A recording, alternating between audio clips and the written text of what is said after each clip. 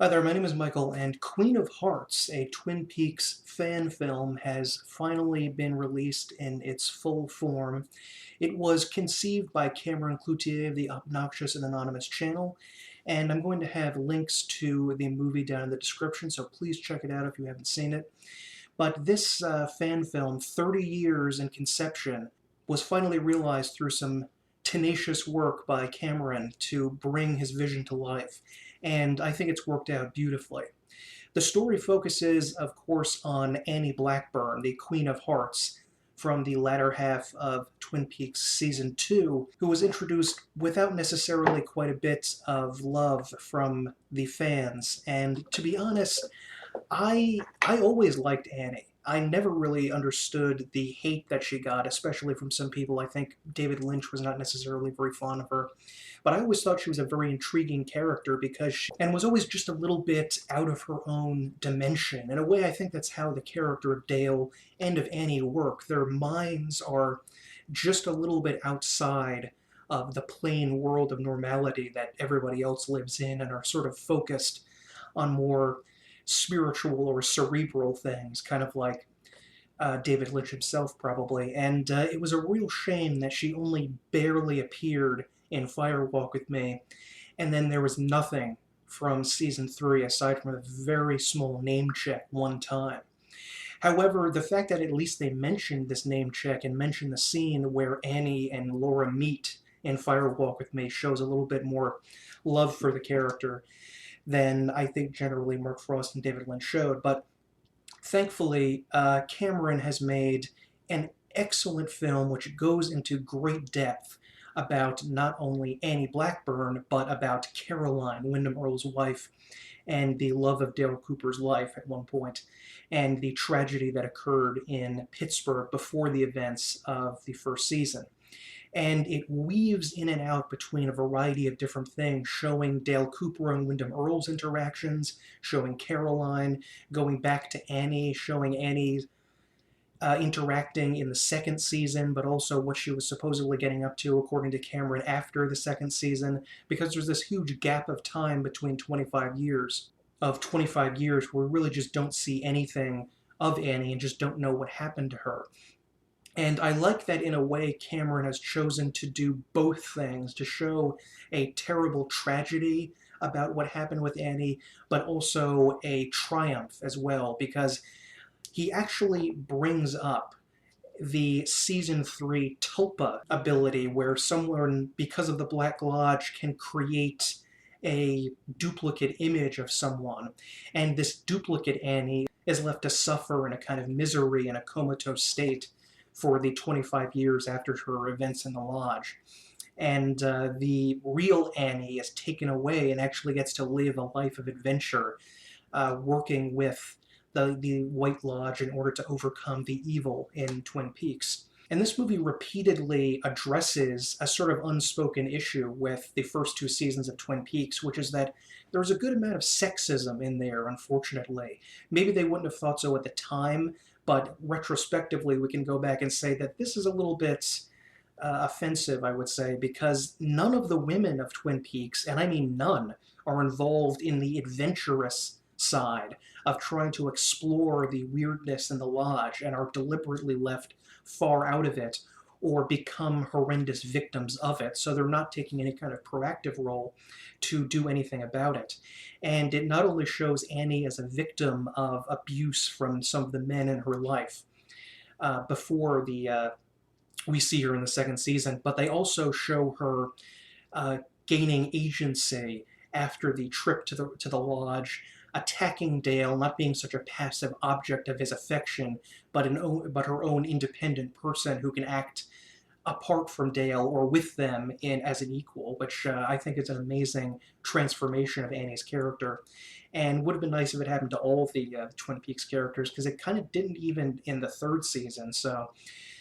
Cameron's really added, I think, an important element that was absent from some of the Twin Peaks world, that the women should be able to do any of the things that the men are doing,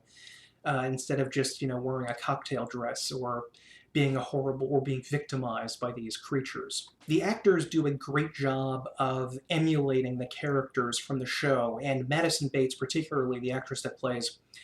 Annie Blackburn, does a great job of transitioning out of that brief role that Heather Graham had in the original series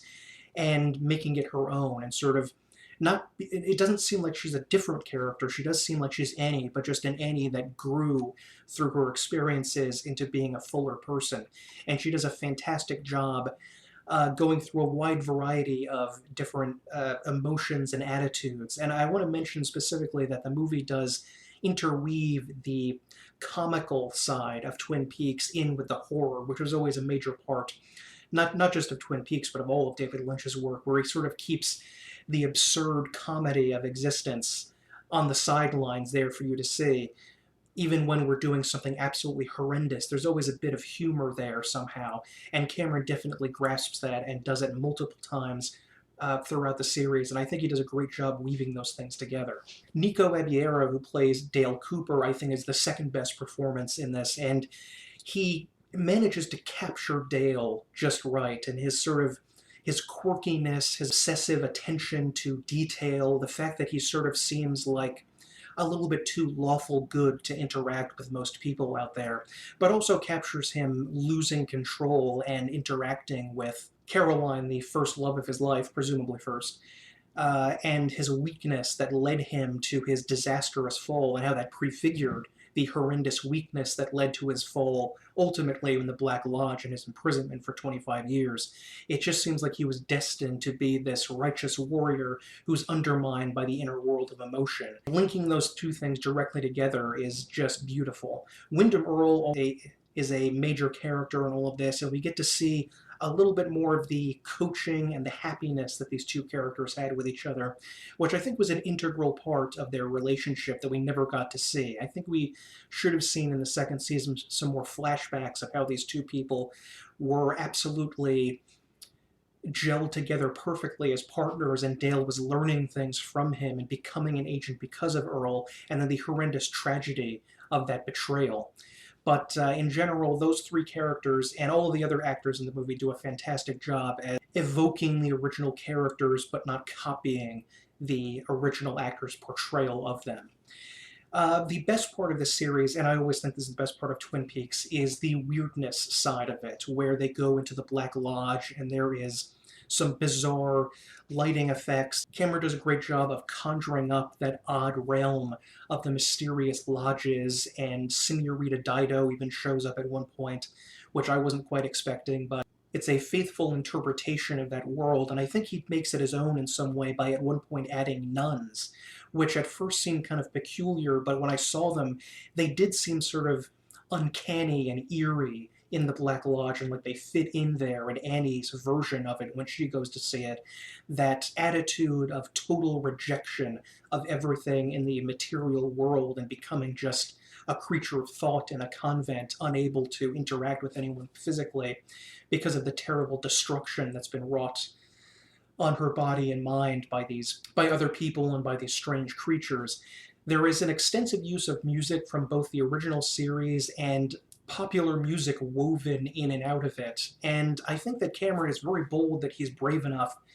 to just let a scene linger over a while, like Lynch does, where he just sits there and lets the scene play out very slowly, and there's a whole slow burn feel to it where it's not just about eruptions, it just very gradually increases in tension over time from part 1 to part 5, and I think he did a great job of drawing that out. Personally, to be honest, I've never really been a fan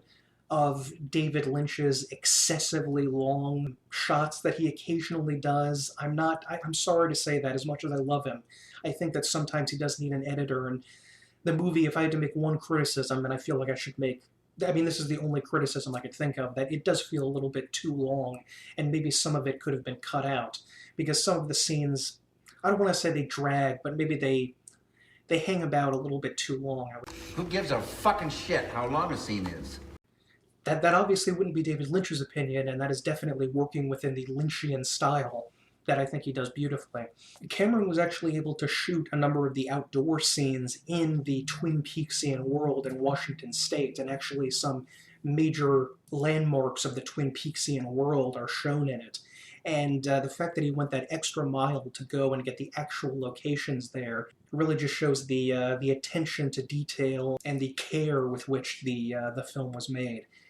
And they really, really add a lot of beauty to it during these scenes in the woods there. I really like that Cameron has linked together the almost Lynchian doubling, like we saw in a number of his movies, with Annie Blackburn's attempt on her own life, and the murder of Caroline by Wyndham Earle are shown juxtaposed, intercut with one another. And I love that the entire movie is like that we go backwards and forwards in time and space, and each scene we don't really know where we're going to go next, but it emotionally fits in with what we just saw, but not chronologically. And I think that just makes something a little bit more interesting in perspective, that it doesn't add up A to B to C, but they are connected in the way that they're connected between the characters and their feelings and the viewer's feelings. And one of the best moments in it I wanted to mention specifically was it shows in the White Lodge space with Senorita Dido, Annie on a screen being watched. And I think that image of how the characters in the story are, in a sort of meta-referential way, showing how important they are by being viewed by others, not just in the actions that they take, but how others see those actions over time, and how that can be transformative to the individual. We also get to see a little bit more in depth of Annie's past and that interaction with a boy she mentioned when she was in high school. I think she was in high school then. And the attempt on her life and her going to the convent, and how, no surprise, her mother remains one of the worst people in Twin Peaks. I mean, she's just so awful to Annie. It might even be worse, or it's definitely a re-victimization, but it might even feel worse to her that the person that's supposed to be close to her not only won't connect